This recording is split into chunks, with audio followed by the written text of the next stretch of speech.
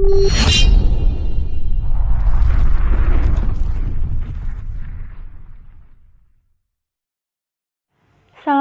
warahmatullahi wabarakatuh. Nama saya Sofia, NPM 191110021. Di sini saya akan menjelaskan tentang aliran-aliran filsafat pendidikan yang terdiri dari 9 aliran. Yang pertama yaitu aliran idealisme. Idealisme adalah sebuah istilah yang digunakan pertama kali dalam dunia filsafat oleh Leibniz pada awal abad 18. Ia menerapkan istilah ini pada pemikiran Plato, seraya memperlawankan dengan materialisme Epikuros. Istilah idealisme adalah aliran filsafat yang memandang yang mental dan ideasional sebagai kunci ke hakikat realitas. Dari abad 17 sampai permulaan abad 20, istilah ini banyak dipakai dalam pengklarifikasian filsafat. Idealisme berasal dari kata ide, yang artinya adalah dunia di dalam jiwa. Jadi pandangan ini lebih menekankan hal-hal bersifat ide dan merendahkan hal-hal yang materi dan fisik. Realitas sendiri dijelaskan dengan gejala-gejala psikis, roh, budi, diri, pikiran mutlak, bukan berkenaan dengan materi. Selanjutnya yaitu aliran realisme. Realisme adalah pandangan bahwa objek-objek indera adalah real dan berada sendiri tanpa disandarkan kepada pengetahuan lain atau kesadaran akal. Contoh bunga mawar yang harum baunya, merangsang hidung, sungguh nyata bertengger di ranting pohon ditanam bunga. Dari pernyataan tersebut, contoh realisme yaitu nyata, bukan hayalan, karena semuanya tampak adanya dan terlihat oleh mata dan juga tercium oleh hidung. Selanjutnya yaitu aliran perennialisme. Filsafat perennial yang juga disebut perennialisme adalah sebuah sudut pandang dalam filsafat agama yang meyakini bahwa setiap agama di dunia memiliki suatu kebenaran yang tunggal dan universal, yang merupakan dasar bagi semua pengetahuan dan doktrin religius. Gagasan perennialisme sudah ada sejak zaman kuno dan dapat ditemui dalam berbagai agama dan filsafat dunia.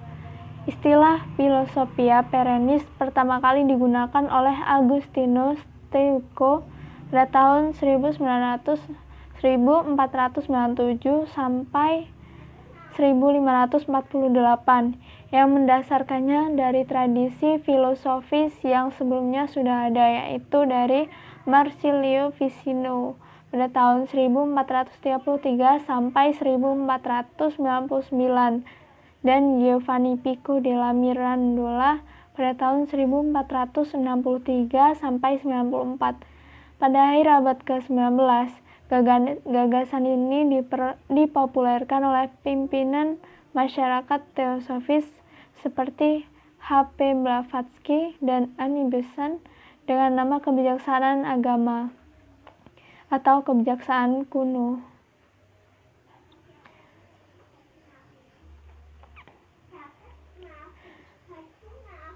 Pada abad ke-20, gagasan ini dipopulerkan di negara-negara berbahasa Inggris oleh Aldous Huxley dengan bukunya The Perennial Philosophy dan juga tulisan dari sekelompok pemikir yang kini dikenal dengan nama mazhab tradisionalis. Sudut pandang ini bertentangan dengan saintisme dalam masyarakat sekuler modern.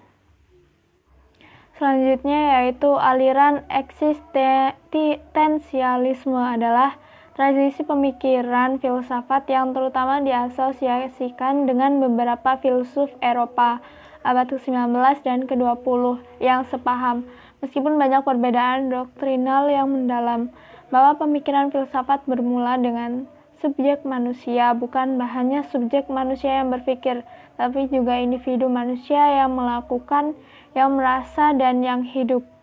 Nilai utama pemikiran eksistensialis biasanya dianggap sebagai kebebasan, tetapi sebenarnya nilai tertingginya adalah otentisitas atau keaslian.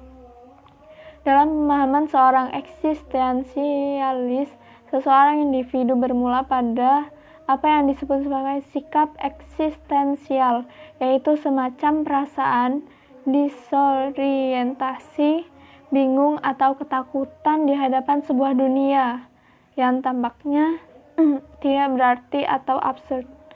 Ada pula beberapa filsuf eksistensialis yang menganggap bahwa konten filsafat sistematis atau akademis tradisional terlalu abstrak atau jauh dari pengalaman konkret manusia. Søren Kierkegaard secara umum dianggap sebagai filsuf eksistensialis pertama. Meskipun ia tidak menggunakan istilah eksistensialisme, ia berargumen bahwa setiap individu bukan masyarakat atau agama bertanggung jawab untuk memberikan makna bagi hidup dan kehidupan, dan menghidupi makna tersebut secara jujur dan bergairah secara otentik. Eksistensialisme menjadi populer setelah Perang Dunia Kedua dan amat mempengaruhi bidang-bidang di luar filsafat, termasuk teologi, drama, seni, sastra, dan psikologi. Selanjutnya yaitu aliran pragmatisme. Pragmatisme adalah aliran filsafat yang mengajarkan bahwa yang benar adalah segala sesuatu yang membuktikan dirinya sebagai yang benar, dengan melihat kepada akibat-akibat atau hasil yang bermanfaat secara praktis. Dan demikian, bukan kebenaran objektif dari pengetahuan yang penting, melainkan bagaimana kegunaan praktis dari pengetahuan kepada individu-individu.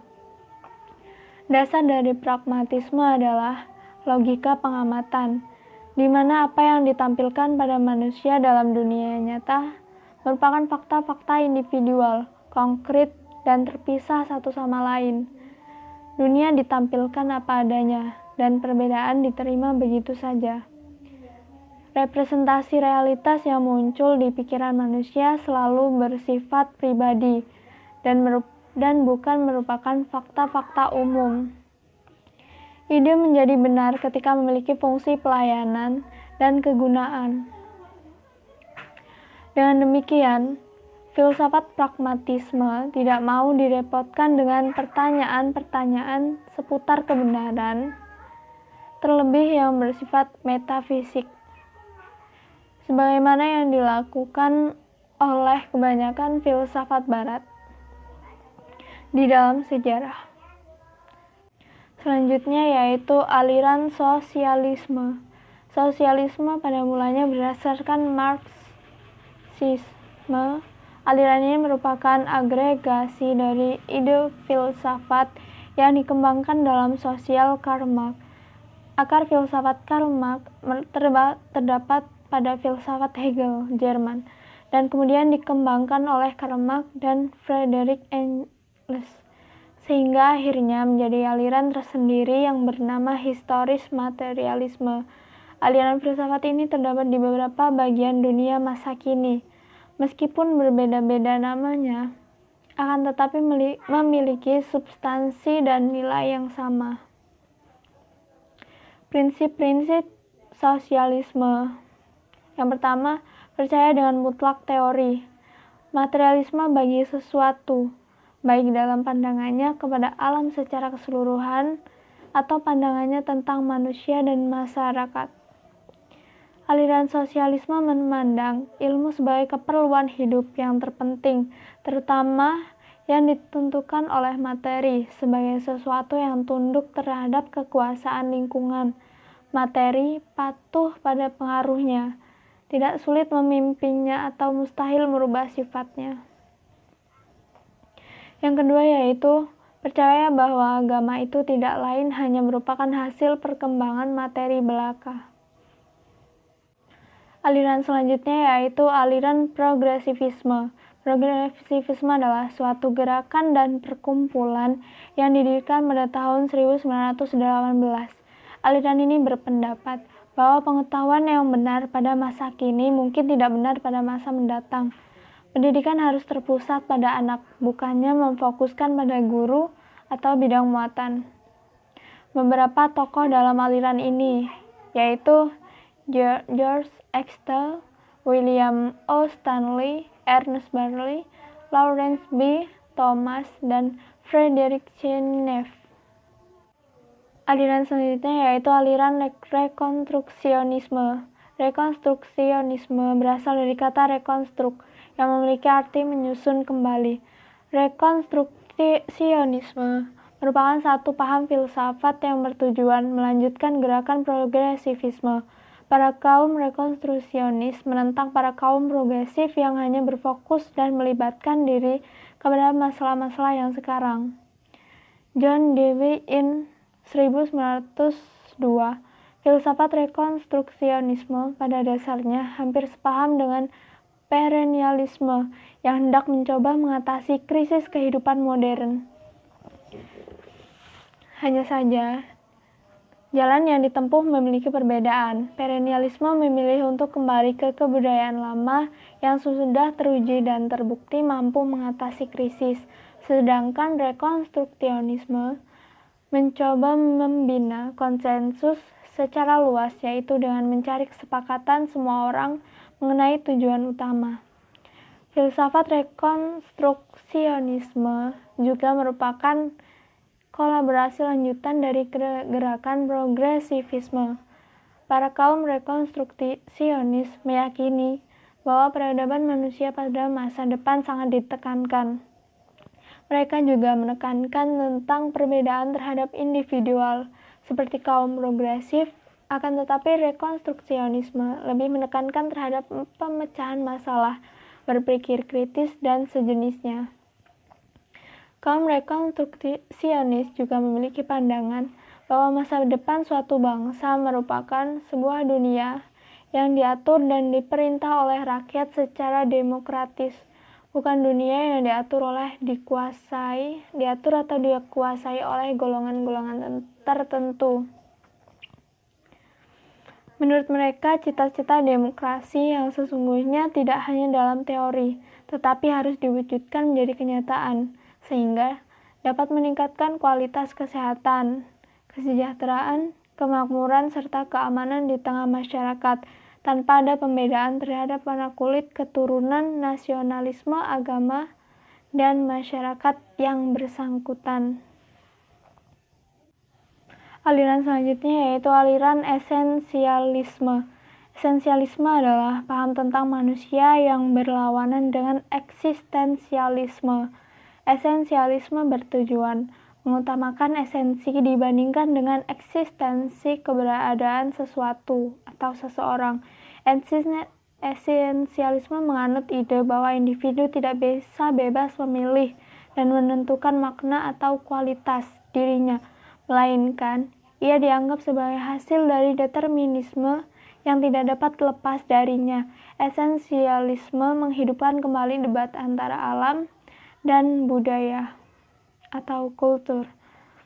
Itulah tadi sedikit penjelasan dari saya. Apabila banyak kesalahan saya mohon maaf.